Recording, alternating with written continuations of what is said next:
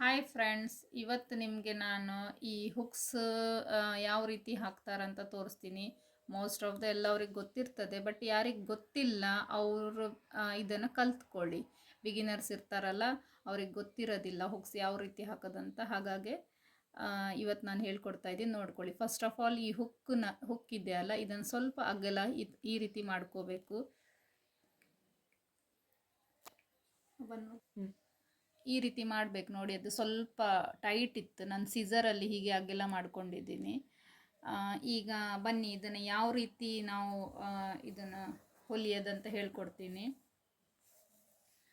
Already ನಾನಿಲ್ಲಿ ಹೊಲಿದಿಟ್ಕೊಂಡಿದ್ದೀನಿ, ನಿಮಗೆ ತೋರಿಸ್ಲಿಕ್ಕಂತ ಒಂದಿಟ್ಕೊಂಡಿದ್ದೀನಿ.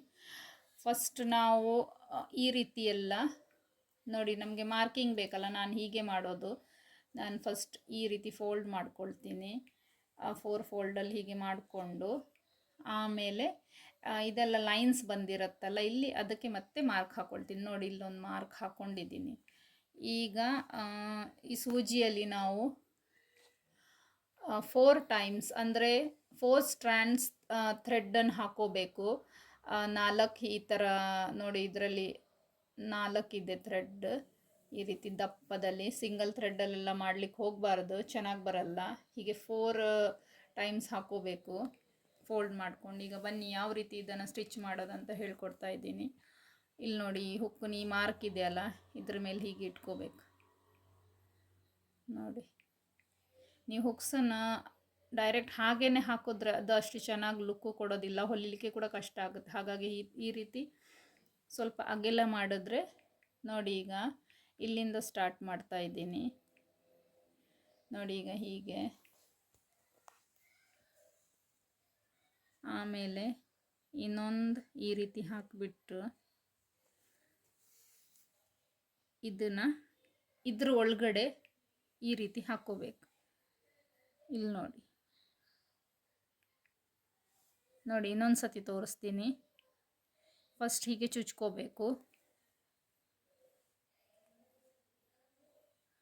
ಆಮೇಲೆ ಇಲ್ಲಿ ನೋಡಿ, ಇದು ಲೂಪ್ ಥರ ಬಂದಿದೆ ಅಲ್ಲ, ಇದರೊಳಗಡೆ ಹೀಗೆ ಸೂಜಿ ಹಾಕಿಬಿಟ್ಟು ಈ ಥರ ನೋಡಿ, ಇಲ್ಲಿ ಈ ಥರ ನಿಮಗೆ ಡಿಸೈನ್ ಥರ ಬರಬೇಕದು.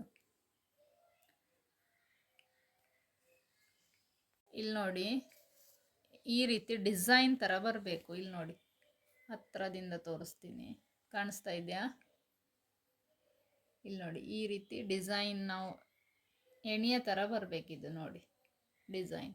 ಈಗ ಇದು ಇಲ್ಲಿ ಸ್ಟಿಚ್ ಮಾಡಿದ್ದೀನಿ, ಇಲ್ಲಿ ಸ್ಟಿಚ್ ಮಾಡಿದ್ದೀನಿ.